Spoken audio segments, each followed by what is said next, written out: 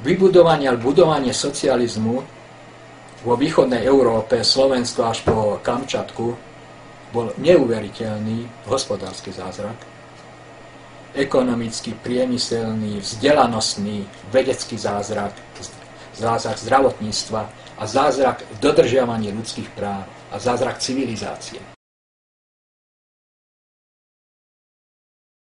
Štatistika Eurostatu.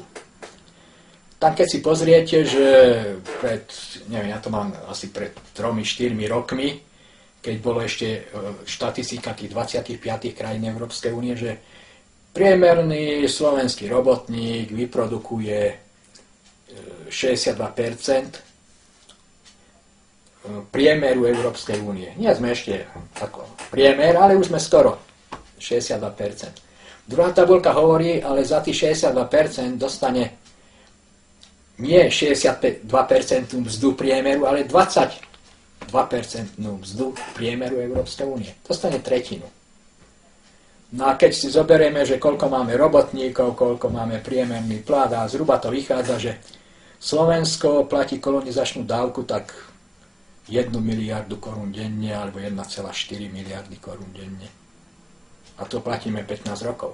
Ľudia sa vôbec nepýtajú, že jak je možné, že komunisti v roku 1980-70 dotovali poľnohospodárstvo oveľa viac, ako teraz dotujeme a zo všetkých fondov z Európskej únie. Možno 3-krát viac dotovali. A pritom hrubá domáca produkcia bola o 50% nižšia. V súčasnosti hrubá domáca produkcia v reálnych cenách je vyššia zhruba o 50% ako za socializmu. Vtedy boli peniaze na bezplatné zdravotníctvo. Teraz nie sú. Z jednoduchého dôvodu, lebo tie peniaze, čo komunisti dávali do zdravotníctva, teraz nám berú moderní otrokári v západnej Európe, Spojených štátov amerických a bovie kde.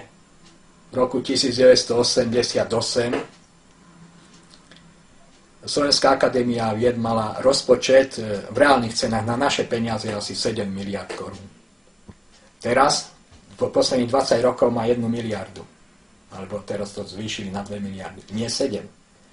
A v pomere hrubého domáceho produktu by sme mali mať 10. Prečo nemáme? Lebo platíme kolonizačnú dávku a kolonizátori to berú. No a teraz je veľmi pekný humbug, čo televízia denne hovorí, európske fondy, európske peniaze. Vlastne to je možno 10% tých peňazí, možno 5%, ktorú my im dáme. Ja si uvedomujem, že mám úplne iné názory ako všetci ostatní. A ja ako prírodovedec sa snažím hľadať fakty a na základe faktov budovať ten výsledok a nie, čo mi niekto povie.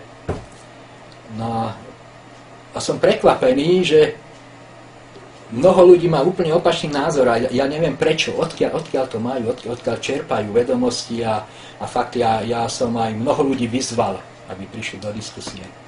Že rád by som vedel, no a dúfam, že sa niekto ozve a že nebude to monológ, ale že to bude dialóg.